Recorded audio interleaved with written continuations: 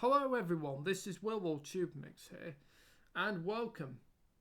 Now, I'm going to be doing a double upload, so by the time I'm recording this, but at the time of recording this, I've just filmed a Steve Wright tribute video, which will be going up on my YouTube channel. And I thought I would do reactions to this. Again, I know I'm late, but with the video, being delayed, and I really wanted to set my mission on that because I've been working on that since Christmas. So, as you can imagine, that was my main priority. So, did that out of the way, and then, I'm also working on another video. I went to the Disney 100 Years exhibition at the Excel Centre in London. So, I'm also working on that. So, that's going to be coming along the way soon as well. That's not been as simple, but it is coming. It's progressing better, and I think it'll be quicker than the video with Ben Moss. So yeah. So, of course, with Steve Wright's passing, that means there's going to be new hosts for Pick of the Pops and Sunday Love Songs. And the new host of Sunday Love Songs is going to be Michael Ball.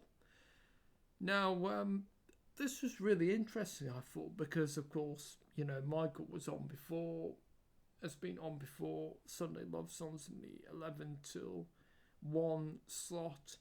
And I honestly thought that Michael would probably be the next one to be probably out the door at Radio 2. Now, whether he was due to be out the door anyway, had Steve not passed, and Paddy McGuinness would have come into a slot anyway, well, we'll never know unless he says so, and unless Paddy says so in a future book or something. But, Michael's going to be taking over Sunday Love Songs. And I think it is a good choice. Because... Well, it makes sense because Mike often has a lot of dedications on his show. And, I suppose it's just natural because he's on just before Sunday Love Songs. So, and he's also mate of Steve. So that's probably why they gave it to him. And into his slot, Paddy McGuinness. I did get a groan about this because I do think that they should have waited for the right slot for Paddy McGuinness to, Paddy McGuinness I think would be probably better in, the slot that Rylan has now. Or I don't want the Leaves the Tarbuck show to end, but he would suit that, Saturday evening slot. But I just don't think he'll be a good fit for that Sunday slot, really. I thought Michael's perfect in that slot, as was Terry before him. And even though I wasn't keen on Richard Madeley, he was, again, perfect for that Sunday slot. But Paddy, to me, feels like more a man who should be on a Saturday than a Sunday. And I do think they moved a little bit too quickly. They were so desperate to give him a slot, and I think they should have waited for the right slot to be available, because you never know, Rylan might decide, next year to leave, and, that might open up that slot. And, well, maybe Paddy will move into that slot if Rylan leaves, and then, they'll have a new host on Sundays. Maybe this is a launch pad. So, yeah, it's going to be interesting with that. One of my problems, I'm not keen on Paddy McGuinness, but one of my problems, and I do think this has got worse over the years than like the noughties, is overexposure. There's Bradley Walsh, Paddy McGuinness, Joel Dommett, Alison Hammond. It seems to be that a lot of them, a lot of shows like that are given to the same group of people, and there's a very narrow pool of presenters. That's what it feels like. Warwick Davis on Tenable Stephen Fry, doing Jeopardy, Graham Norton doing Wheel of Fortune. I think there was some really good choices, and I think it's good that I think that I don't think you should just have a small pool of presenters, and it does feel like ITV and to the BBC certainly. Now, obviously, Top Gear, well, it's not coming back, and obviously Paddy, I guess, would still be on contract, so they have to give him some stuff to do. But yeah, I feel maybe what I would have done with Paddy, and obviously I'm not keen, but if I was the boss, I would have given him probably another year of doing cover, and if Rylan leaves at the end of next year, then the right slot, Saturday afternoons, comes up. Paddy gets that slot, and then you've got the right slot. I do think they moved a bit quickly, and were really desperate to give Paddy McGuinness a slot. That's what it feels like. With Michael Ball to Sunday Love Songs, that makes sense because, he was a mate of Steve's, and he often saw Steve, doing it in the studio, he said. So, yeah. What's going to be interesting is, I wonder if Love Songs is going to be pre-recorded under Michael, or because I feel like Michael is the type of person who enjoys interaction with his listeners. He really enjoys live, probably more than pre-recorded. So yeah, that's going to be interesting. And I think Radio 2 would probably want Sunday mornings to be live, wouldn't they, really? Sunday evening, fair enough, you could have that as pre-recorded, and a lot of Sunday evening is, I mean, mind you, probably only Radio 2 and Wines, isn't there, of the current content with Angela Griffin, who, I mean, it would have been my choice, because you wouldn't have been moving Michael off his show. I mean, why is it there's so many times that when a show comes up, they shuffle presenters around that already? I mean, well, yeah, they're already familiar, but you're moving them off shows, and that means you've got to find, new hosts. And obviously, I suppose, because they're already in the Radio 2 sort of family, then I suppose that makes sense. Mark Goodyear is going to be taking over Pick the Pops. Now, I did not see this coming. This really surprised me. I didn't think Mark Goodyear would leave Greatest Hits Radio, and I didn't think Radio 2 would want him back. But, yeah, I'm delighted. I think Mark Goodyear should have got it, really, instead of Paul Gambaccini in 2016.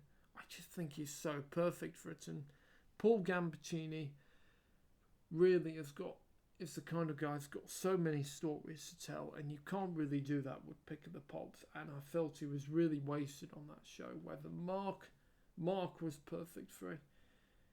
I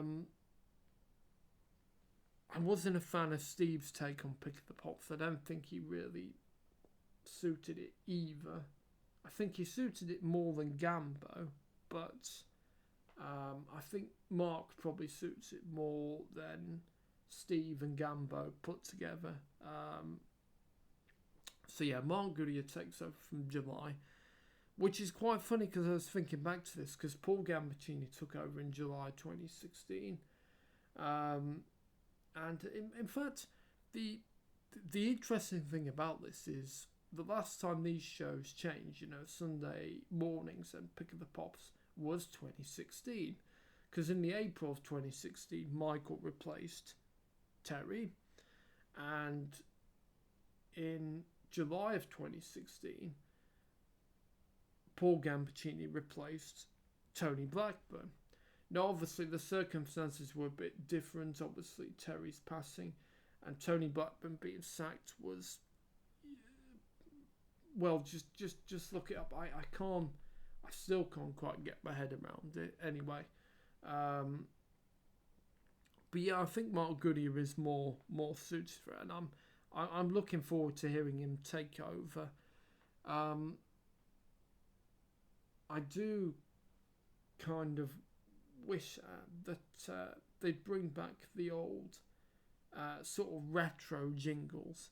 I can't get in with these, you know, modern Radio 2 jingles, and the jingles that Steve commissioned for the show. Well, they've retired them, and I could never get with them. But I quite liked the old, the very sort of retro jingles that I think were introduced during Tony's time on the show. Then Mark, and then Paul Gambaccini continued with them as well. So yeah, it's going to be interesting. I don't know whether it's down to Tom DeCrow, who's now the sole producer, but now there seems to be not just trivia on the songs, but trivia what was happening at on the year, which for me, I would generally prefer trivia about the songs, really. You know, if they were doing a documentary about what happened in the year, then yes, of course, do that. But for me, personally, in my view, for Pick of the Pops, you know, they should just be doing trivia about the songs, really. But yeah, that's just me, and yeah, that's just my thoughts. So if it had been me making the decisions, well, Angela Griffin would have taken over Sunday Love Songs. I think Mark Goodyear, Mark would have taken over Pick of the Pops. I agree with that. Michael would have stayed as he is. I think that slot is just perfect as it is. I really do think so.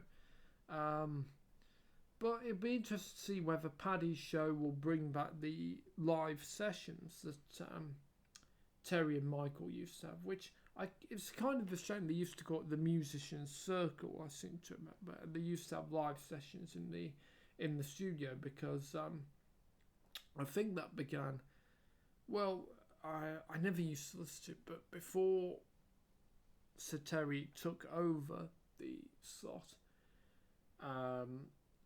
I think I imagine Parky would have had people in session as well. I don't know. I never used to listen to him, and I don't recall Michael Ball, because Michael Ball originally started in that Sunday slot, April 2008. It was called Michael Ball's Sunday Brunch, and they used to have a look at the newspapers, I remember, which they don't do now, which is fair enough to make it seem like a more relaxed sort of less formal and more in the modern line of Radio 2, really, than a newspaper review, which is fair enough. And then obviously Terry retired from the breakfast show, so then Terry shared with Michael Ball. I'm not quite sure why it changed from Michael Ball to Richard Madeley, whether that was because, you know, Michael couldn't commit, or whether he was just suddenly out of favour under the then controller Bob Sherman. But Michael returned, still did a couple of specials in 2012, I think, and definitely in 2013 he returned for Sunday night with Michael Ball. So it was, I don't think it was the fact he was definitely not out of favour with the controller, but yeah, maybe he was thinking that's where to put Michael, and he was, I guess he was probably thinking that Michael Ball and Sir Terry were quite similar in terms of style. Now obviously, you know, Sir Terry obviously, you know, sort of the jokes and the humour were different, but the style was generally, you know, the same. And Richard Madeley sort of brought on, you know, was probably suited the newspaper format well, because obviously he comes from a journalism background. Makes you wonder why they didn't have him sitting in for Jeremy Vine. because I remember him sitting in for Chris Evans on the breakfast show. Yeah, I think he sat in for Chris a couple of times actually. And I did look through the whole schedules, and he did actually sit in for Michael Ball when he did his Sunday brunch show. By which time, Michael Ball was sharing that slot with Terry. So, yeah, well, anyway. But I suppose I shouldn't write off Paddy's show. Be interesting to see, I suppose, what format they take it. Obviously, I guess it'll be more modern sounding. Although, having said that, Michael's show is more modern sounding since they got rid of the newspaper reviews. It's definitely more modern sounding, and I guess Michael kept that from because Parky came from a journalism background. So yeah, that's why they kept that, and yeah. Radio 2 was a very different place then. So, I mean, it's changed massively, hasn't it? So, yeah, it's going to be interesting. So, Michael starts on Love Songs in June. And Paddy McGuinness starts on his new show in June. And Mark Goodyear starts with Pick of the Pops in July. And Paddy's show is going to be coming from Manchester. Because the BBC have the Across the UK scheme, which is basically to have a certain number of shows out of London, which is good. So yeah, yeah. I kind of think, admittedly, if they wanted someone who suited the gentleness of Sunday. Probably Samantha Queck would have been a better shout. She, has got radio experience. She did 606 for 5 Live. She was one of the presenters on the BBC's Morning Live as well. And she sat in for OJ Borge. And I just think she would suit that Sunday slot probably a bit better, but like I said, am I likely to listen to it? Probably not, because I'm not so keen on Paddy, but I think the format is going to be interesting whether they take it. I think it'd be disappointing if they don't have any guests.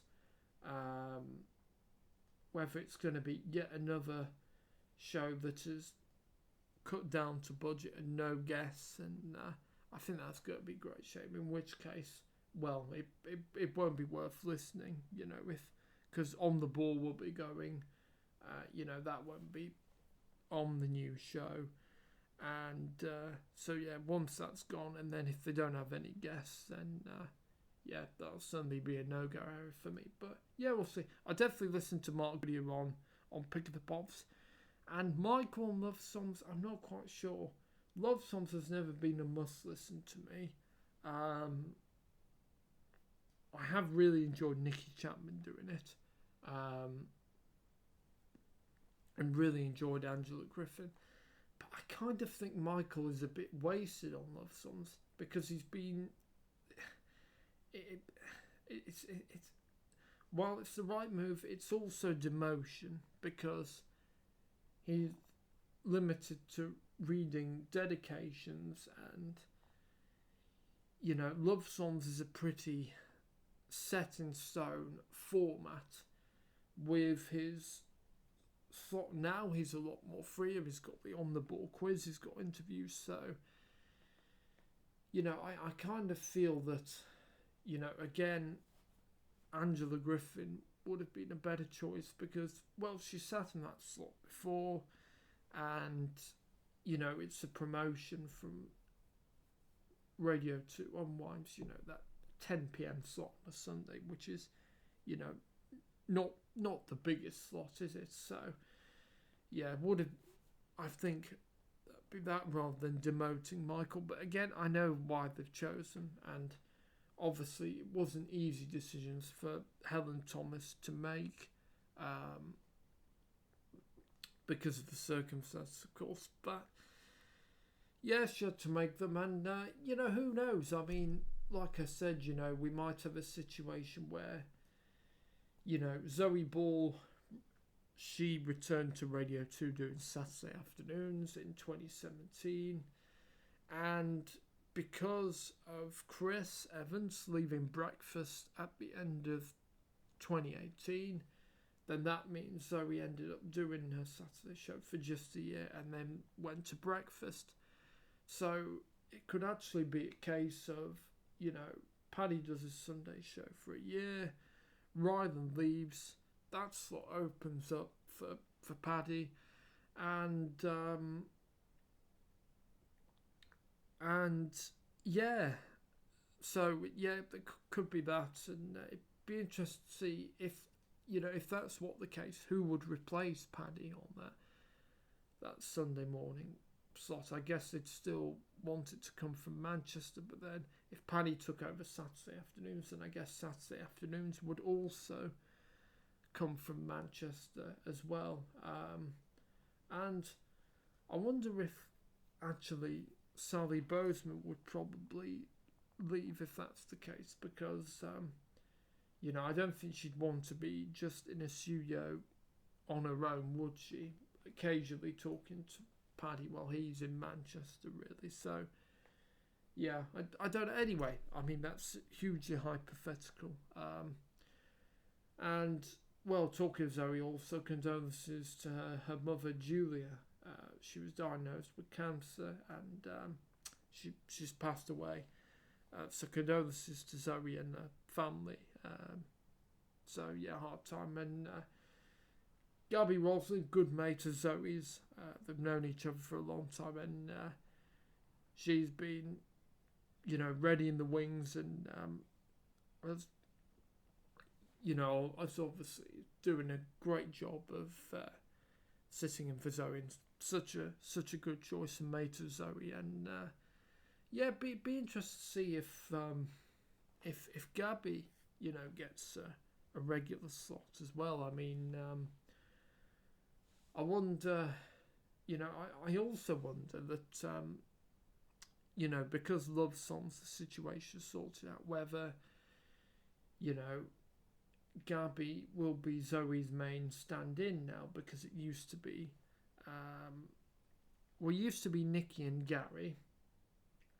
Then it was, oh no, then it was Gary and Gabby. Then it was Nikki and Gabby. But yeah, it'd be interesting to see. I guess the August bank holiday would be the next time that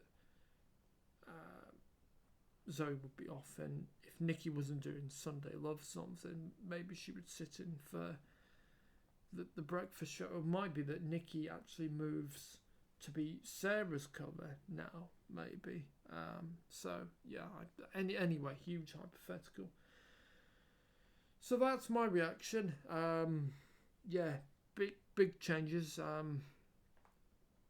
And yeah, I do wonder if Zoe will. I wouldn't be surprised if Zoe decides to call it a day.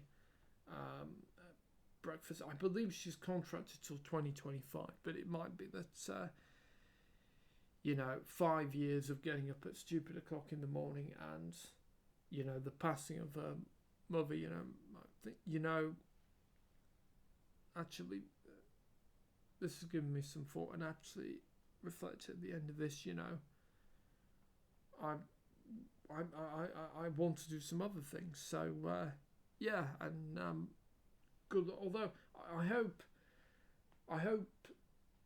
that doesn't happen, because I would hope Zoe would step down in happier circumstances. But I wouldn't be surprised if it comes to that. But yeah, we'll just have to wait and see. I did have my prediction for Zoe to step down anyway, because I thought after 5 years, you know, she might have had enough at getting up at stupid o'clock in the morning. So yeah, we'll just have to wait and see.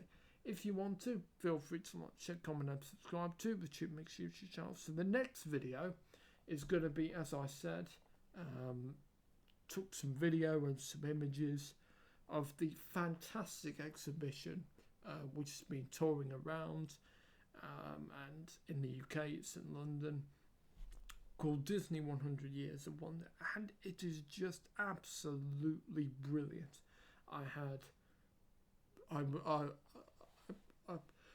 I was on cloud nine. I'm just getting excited just talking about it. You know, it was just really wonderful. I was absolutely in my element.